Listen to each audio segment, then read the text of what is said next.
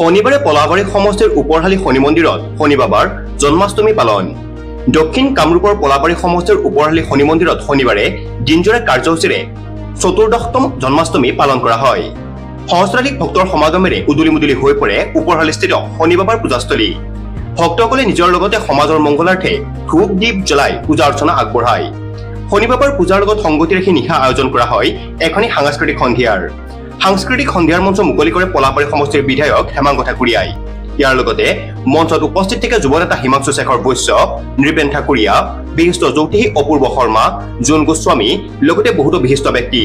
বিধায়ক হেমাংগ ঠাকুৰীয়াদেৱে মঞ্চ মুকলি কৰাৰ পিছতে শনি বাবাৰ আশীৰ্বাদ গ্ৰহণ কৰে। আমাৰ আজিৰ পৰা 12 বছৰ আগৰ পৰাই আমাৰ উপহালি চবতে আমাৰ শনি পূজাৰ বিশেষ পূজা অৰ্চনা কৰি অহা হৈছে আৰু ইয়াতে অকল আমাৰ উপহালি গাঁৱে নহয়, বৃহত্তৰ পলাশবাৰী সমষ্টিৰ দক্ষিণ কামৰূপৰ বিভিন্ন অঞ্চলৰ ৰাইজ আহি ইয়াতে পূজা অৰ্চনা কৰে আৰু এইবাৰ 12 বছৰ সম্পূৰ্ণ হৈছে আৰু আজি এটা বিশেষ ইউনিক পূজা এটা হৈছে। শ্ৰী শ্ৰী শনি পিতাৰ শনি বাবাৰ জন্মাষ্টমী পালন কৰা হৈছে। চ' আজি এটা ইউনিক দিন আৰু এই দিনতে আজি আমাৰ উদযাপন সমিতিৰ ফালৰ পৰা আমাৰ এখন বিশেষ সাংস্কৃতিক সভাও সাংস্কৃতিক কালচাৰেল প্ৰগ্ৰেম এটাও আয়োজন কৰা হৈছে আৰু এতিয়া অসমৰ জনপ্ৰিয় কণ্ঠশিল্পী আহি ইয়াতে সাংস্কৃতিক কালচাৰেল প্ৰগ্ৰেমত তেওঁলোকে পাৰ্টিচিপেট কৰিব।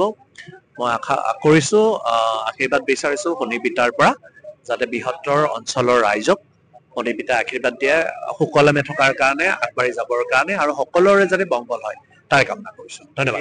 সাংস্কৃতিক মঞ্চকলে বহুতো জনসাধাৰণৰ ভিৰ হয়, এই ক্ষেত্ৰত নিৰাপত্তাৰ ক্ষেত্ৰত আপুনি যিহেতু বিধায়ক কেনেকুৱা ধৰণৰ আনি থাকিব? আমাৰ এডমিনিষ্ট্ৰেটিভ ভাৱে যিখিনি দৰকাৰ আছে সেইখিনি